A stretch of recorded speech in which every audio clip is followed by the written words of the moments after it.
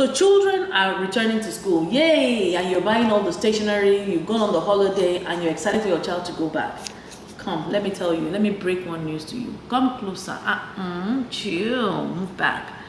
Not every child is excited to go back to school, no matter what. Some of them are going to try to act as if they're happy just because they know that anything else, they will start with your trouble. You will start with your trouble.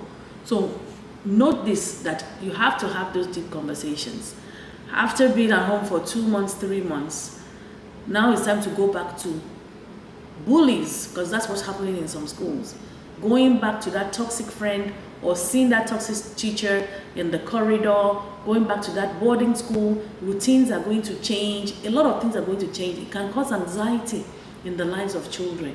It can cause panic in their heart. They can have panic attacks. They can be fearful. It can affect their confidence, their self-esteem. It can affect them in many negative ways. So don't assume that every child is excited about going back to school or starting in a new school. Some of you, because you want to follow or just do one thing or the other, you just suddenly change the school of your child, and the child is settled. You had an issue with school management, and then you just remove your child, but your child is settled in the class.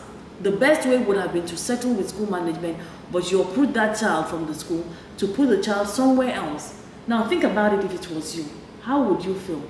So there's a way. Even if your child is moving from primary school to secondary school, there are conversations that you must have. There's hand-holding that must happen. Even after the child starts school, you still have to be checking in all the time to make sure that the child is stable, because at this time, the worst can actually happen. Let's talk about the rest in the comment section. Ronke Posh.